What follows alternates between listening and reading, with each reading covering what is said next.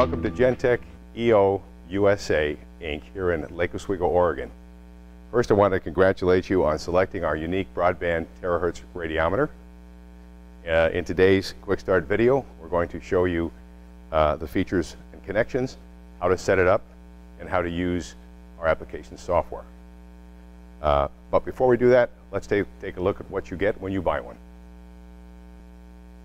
You get the T-Rad lock-in module. You get a length of USB cable, a calibration certificate, and a CD that has the application software, USB drivers, and a user guide. And with the terahertz probe, you get the post and stand and a calibration certificate. The terahertz probe comes windowless for broadband spectral response, but we offer infrared and terahertz windows as accessories. Now let's look at the T-Rad connectors and features. First, we have a DB15 detector input connector, then an external trigger BNC input, an analog output BNC, and on the other side, a USB connector and a green power lamp. Before we show you how to set T-Rad up, let's take a look at the optical setup we're using today. We're using a 800 degree Kelvin blackbody source, an SDC 500 optical chopper running at the required 25 hertz, a terahertz bandpass filter to block the infrared, and one of our terahertz 9B probes. Now let's make the connections to T-Rad. First, connect the detector to the detector input, then the sync output from the SDC 500 chopper to the external trigger input.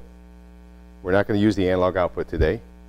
The final step is to connect the USB cable to the T-Rad and to your PC for power and communication. And a quick caution, whenever the instrument is powered and the software is running, do not disconnect the probe or try to plug a probe in. This can damage the T-Rad or the probe.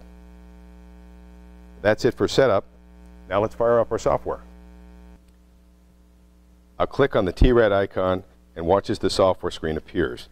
You'll be asked to confirm that the T-Rad is plugged into your USB port by clicking on the Proceed box. Assuming that the USB drivers are installed, the software looks for the T-Rad on a COM port. The word wait will appear in the digital window until the instrument is ready. When you see the dash line, you're ready to start measuring by clicking on the data collection button. The instrument comes up in the 2 milliwatt range with tau set to 1 second. Sample collection is set to continuous. I'm going to change a couple of things for a demonstration. First, I'll select the strip chart screen. Next, I'll set the range to 2 microwatts and sample collection to fixed, and click on auto reset and finally reset. You can see that we're measuring about 1.4 microwatts in the strip chart screen. You can select the stats screen for a complete batch of statistics, or you might want to use the tuning screen when you're trying to optimize your optical setup. Finally, the setup screen will allow you to change the wavelength, transmissivity, and area settings. It also includes our new update firmware feature, which means there's no need to send T-Rad back to us for a firmware upgrade in the future. That completes our software demonstration. I hope you found this T-Rad quick start video useful. If you have any questions about T-Rad, the terahertz piezoelectric probes, your application, please give us a call, or you can also visit our website and view the T-Rad demonstration video. Thanks for joining us today.